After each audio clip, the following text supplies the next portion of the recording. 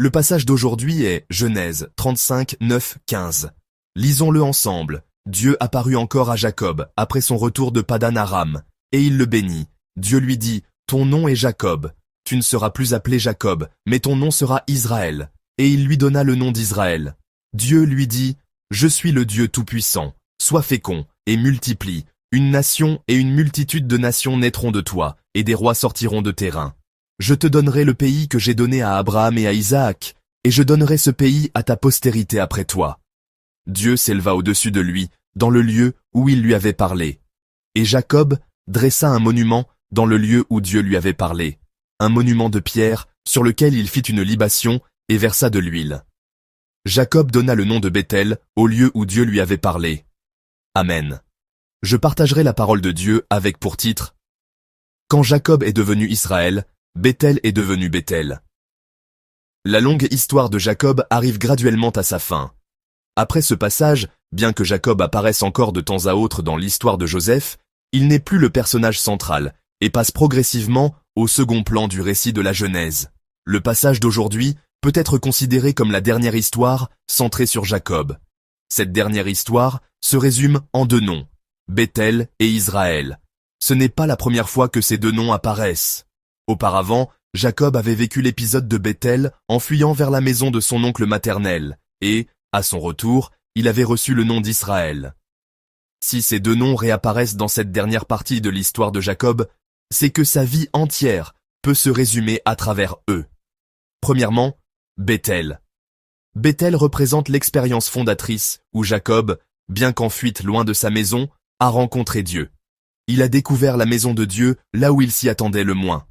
C'est à Béthel que son préjugé, sa conviction que Dieu n'existait que dans sa propre demeure, la maison de son père Isaac, a été brisée. C'est là qu'il a compris que Dieu est présent dans tout l'univers, et qu'il était avec lui, même loin de chez lui. Pour nous, croyants, une telle expérience est capitale. Il est essentiel de briser nos propres préjugés, nos idées fixes, pour laisser à Dieu sa véritable place et le rencontrer tel qu'il est. Car même en ayant la foi et en menant une vie de croyant, nombreux sont ceux qui entretiennent des préjugés sur Dieu et vivent enfermés dedans. Briser ces idées fixes est une étape décisive dans la maturation de la foi. Comme un poussin qui brise sa coquille, on dépasse ses propres limites. On franchit un mur pour découvrir Dieu d'une manière nouvelle, pour faire l'expérience de ce Dieu si profond, si vaste, si immense. L'expérience de Jacob à Béthel fut un tel moment de rupture qui a brisé ses conceptions limitées de la foi. Nous ne devons pas enfermer Dieu dans nos pensées, ni le limiter, mais simplement le contempler tel qu'il est vraiment. C'est ainsi que notre foi peut grandir. Quand je prêche en expliquant la Bible, beaucoup de gens me font cette confidence. J'ai vécu ma vie de foi jusqu'à présent, j'ai lu la Bible de nombreuses fois et écouté de nombreux sermons, mais c'est la première fois que j'entends ce passage interprété de cette manière. C'est un témoignage que j'entends souvent. En réalité, je n'interprète pas la Bible d'une manière qui me serait propre. Pour être exact, je m'efforce de la lire telle qu'elle est. Mais alors, pourquoi mon interprétation et ma prédication semblent-elles si nouvelles pour certains? C'est parce que, étonnamment, beaucoup de gens ne lisent pas la Bible pour ce qu'elle dit vraiment. En la lisant à travers le filtre de leurs préjugés et de leurs idées fixes, ils passent souvent à côté du sens véritable qu'elle renferme.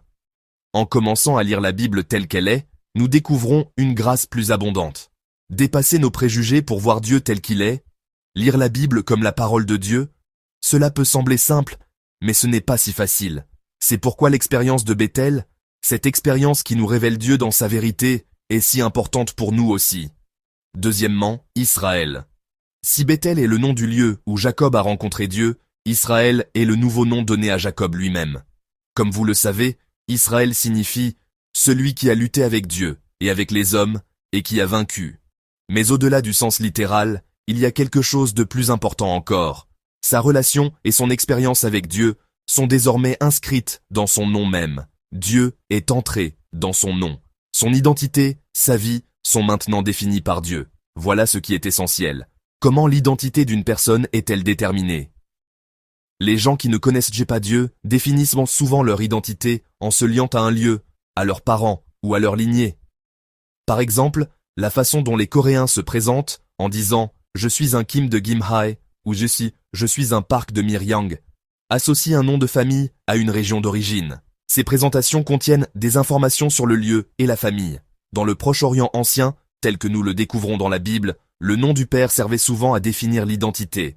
Par exemple, Simon est appelé Bar-Jona, c'est-à-dire fils de Jonas, et l'aveugle de Jéricho est Bartimée, le fils de Timée. Le nom d'une personne était ainsi lié à sa filiation. Cependant, si une identité est déterminée par des choses comme la région ou les parents, elle ne peut pas être une identité éternelle, immuable et inébranlable. Dans le cas des noms de famille, qui ont parfois été source de grandes difficultés à travers les âges et les cultures, il n'est pas rare que le nom lui-même soit changé. Comme vous le savez, il est rapporté que les descendants de Wang Jeon ont changé leur nom de famille après la chute de la dynastie Goryeo. Dans l'histoire plus récente, des membres de la famille d'Hitler ont, avant et après la Seconde Guerre mondiale, changé leur nom pour un autre. Des critères comme la lignée ou la région ne peuvent constituer une identité éternelle. Ce sont des repères humains qui peuvent changer à tout moment.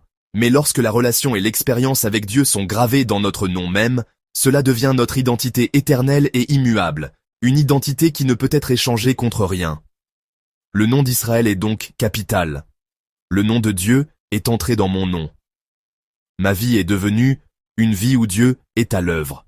Dans le parcours de Jacob, Bethel et Israël sont donc des piliers. Bethel est le lieu de sa rencontre profonde avec Dieu. Israël est le nom qui scelle sa relation avec Dieu. La vie de Jacob est ainsi devenue une vie dont Dieu est le fondement et l'identité, une vie qui peut se résumer par ces deux noms. Cependant, chers frères et sœurs, il serait précipité de résumer la vie de Jacob uniquement à cela. Car dans le passage d'aujourd'hui, un nom bien plus important, le nom le plus important de la vie de Jacob, apparaît. Lisons ensemble le verset 11 de notre passage. Dieu lui dit, « Je suis le Dieu Tout-Puissant, sois fécond et multiplie. Une nation et une multitude de nations naîtront de toi, et des rois sortiront de tes reins. » Amen. Ici apparaît un nom de Dieu, le nom que Dieu se donne lui-même. Comment Dieu se présente-t-il? Il se présente en disant, « Je suis le Dieu Tout-Puissant. » En hébreu, comme vous le savez, il est écrit El Shaddai. Dieu se présente comme le Dieu Tout-Puissant, El Shaddai, et le bénit en reprenant la bénédiction originelle. Sois fécond et multiplie. Il lui rappelle ainsi la promesse concernant une nation et des rois, promesse qui remonte jusqu'à Abraham. El Shaddai, le Dieu Tout-Puissant. Dans la vie de Jacob, ce nom est particulièrement important, car il était déjà apparu à un moment clé, au tout début de son périple. Ceux qui ont leur Bible, ouvrons-la et lisons dans la Genèse, au chapitre 28, les versets 1 à 4. Lisons ensemble Genèse 28, versets 1 à 4. Isaac appela Jacob, le bénit, et lui donna cet ordre. Tu ne prendras pas une femme parmi les filles de Canaan. Lève-toi, va à Padan Aram, à la maison de Bethuel, père de ta mère, et prends-y une femme d'entre les filles de Laban, frère de ta mère.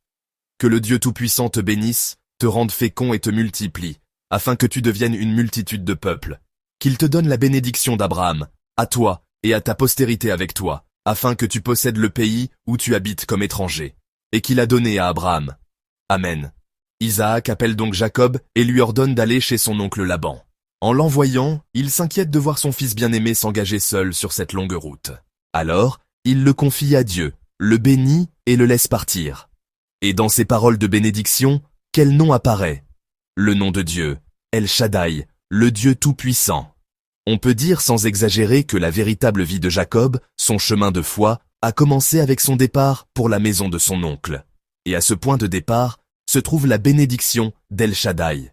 Isaac confie son fils au Dieu Tout-Puissant, le bénissant pour qu'il se multiplie et hérite de la terre promise. Cette même bénédiction réapparaît dans le passage d'aujourd'hui. Maintenant que Jacob arrive au terme de son parcours, Dieu lui-même se manifeste à lui pour lui rappeler cette bénédiction reçue de son père et lui promettre son accomplissement. C'est comme si Dieu disait « La bénédiction que tu as reçue au moment de ton départ, c'est moi qui vais l'accomplir. » Ainsi, la vie de Jacob est une vie encadrée par El Shaddai, du début à la fin. Le Dieu Tout-Puissant est intervenu dans son existence. Il l'a guidé alors qu'il n'avait rien, et l'a comblé de la bénédiction de devenir Israël. Telle est la vie de Jacob. Mais, chers frères et sœurs, la vie de Jacob n'est pas une exception. Je crois que la vie de chaque croyant est une vie encadrée par El Shaddai. Alors que nous n'étions rien, Dieu est venu nous chercher le premier, a fait de nous ses enfants et nous a bénis. À une vie qui pouvait sembler vaine, il a donné un sens nouveau et merveilleux, la bénédiction d'être un enfant de Dieu. Et jusqu'à ce jour, il fait de nous les instruments de sa volonté. Sur ce chemin solitaire vers la maison de son oncle, alors qu'il était démuni de tout, El Shaddai, le Dieu tout-puissant, lui a fait vivre l'expérience de Bethel. Dans ce lieu qui n'était pas sa maison, Dieu lui a montré qu'il n'était pas seul. Dans cet endroit isolé, il l'a rencontré en lui promettant « Je suis avec toi et je te garderai partout où tu iras ». Par Bethel, El Shaddai lui a révélé un Dieu bien plus grand que ses préjugés. Et plus tard, sur le chemin angoissant du retour, à la veille de ses retrouvailles avec Ésaü, ce même Dieu tout-puissant a fait de Jacob, Israël. Il a gravé son nom dans le mien, et ainsi, l'identité de ma vie a été liée à lui. Chers frères et sœurs, Dieu nous rencontre aussi de cette manière sur les chemins solitaires ou effrayants que nous traversons. Je prie, au nom du Seigneur, que ce jour soit pour vous, un jour où vous ferez une nouvelle expérience de Dieu et où votre relation avec lui sera affermie. Tout comme la vie de Jacob fut encadrée par El Shaddai, le Dieu Tout-Puissant ouvre cette journée pour nous et la conduit. Toute notre vie commence, se déroule et est guidée par El Shaddai, ce Dieu Tout-Puissant. Que le Seigneur vous bénisse, chers frères et sœurs, et qu'il vous accorde de vivre chaque jour en jouissant d'une telle grâce.